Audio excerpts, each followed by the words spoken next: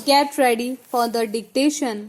Start. महोदय, भारतवर्ष में जनसंख्या का विस्फोट बरसाती वनस्पतियों के विस्तार की भांति हो रहा है। फलस्वरूप नागरिकों को रहने के लिए धरती की कमी अनुभव होने लगी है।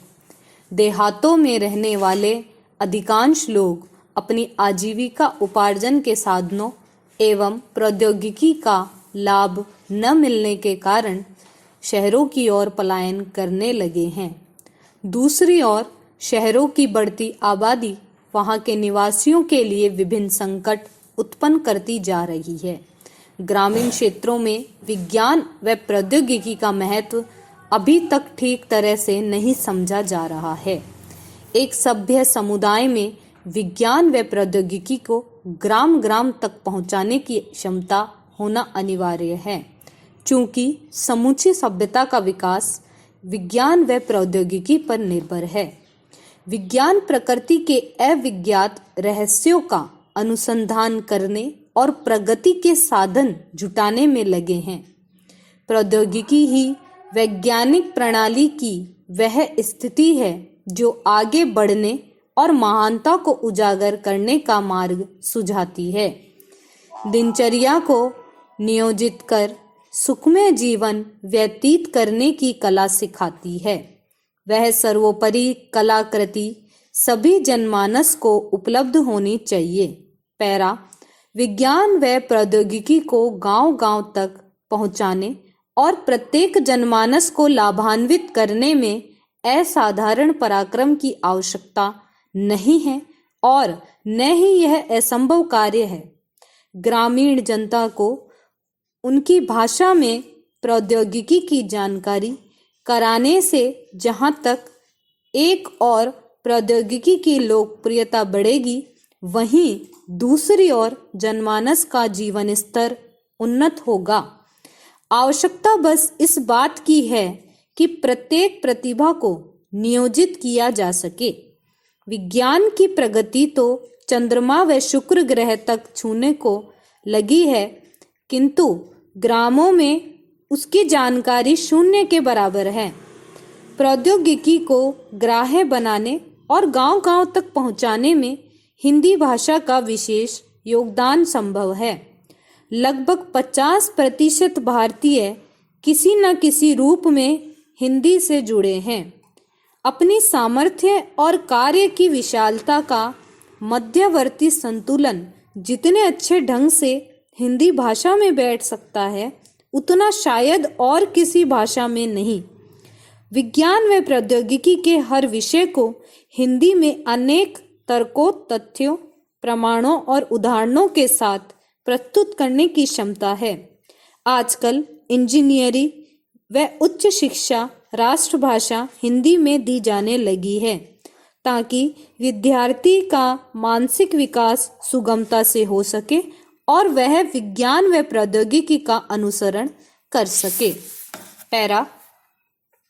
महोदय, स्वास्थ्य मनुष्य की प्रबल संपदा है। दुर्भाग्यपूर्ण ही कहना चाहिए कि गांव में इस ओर विशेष ध्यान नहीं दिया जाता।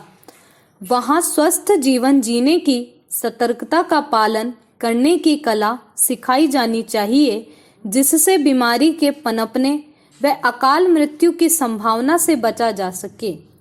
स्वास्थ्य सुरक्षा हेतु व्यायाम, खेलकूद व मनोरंजन की जानकारी देना अनिवार्य है।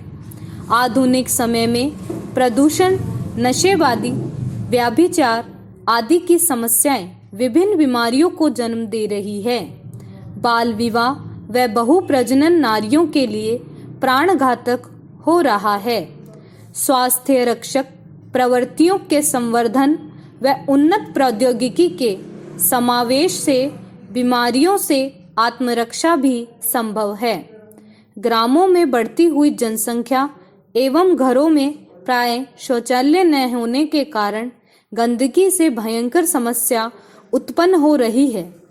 उन्नत प्रौद्योगिकी से सुलभ शौचालय का प्रयोग कर स्वच्छता प्रदान कराई जा सकती है और बीमारियों से भी बचा जा सकता है। पशुपालन के लिए चारागाह लगभग समाप्त होते जा रहे हैं। सूखा चारा पशुओं की क्षमता को घटाता है। पशुओं को उचित आहार, उनको होने वाली बीमारियों एवं उनके उपचारों की जानकारी देना अत्यावश्यक है। पशुओं में श्रम, दूध इत्यादि उपलब्ध होने से व्यक्ति की आमदनी बढ़ती है। यह उत्पादन से किसी प्रकार कम मूल्यवान नहीं है। इस प्रकार मुर्गी पालन व मछली पालन की उन्नत प्रौद्योगिकी का उपयोग भी भरपूर किया जा सकता है।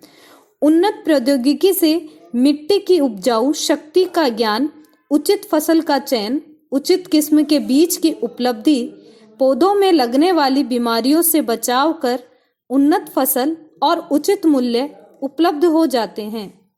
ईंधन की समस्या दिन प्रतिदिन विकट होती जा रही है। पारंपरिक ऊर्जा स्रोत शीघ्रता से क्षय होते जा रहे हैं और पर्यावरण की जटिल समस्या बढ़ती जा रही है। प्राय ग्रामीण क्षेत्रों में ऊर्जा खाना पकाने, रोशनी करने, सिंचाई, खेती-बाड़ी, यातायात व लघु उद्योगों के लिए प्रयुक्त होती है। वैकल्पिक ऊर्जा स्रोतों की खोज एवं उसके अनुरूप उद्योगों का विकास आधुनिक समय की मांग है। गांव के लिए गोबर गैस प्लांट संयंत्र आधुनिक प्रौद्योगिकी की देन है। जापान में मनुष्य के मल को सड़ाकर खेती में खाद की तरह प्रयोग में लाया जाता है। उसे सोना खाद कहते हैं। इससे दो लाभ होते हैं। एक तो पशुओं के गोबर की कमी पूरी हो जाती है और दूसरे पैदावार भी अधिक मिलती है। स्टॉप।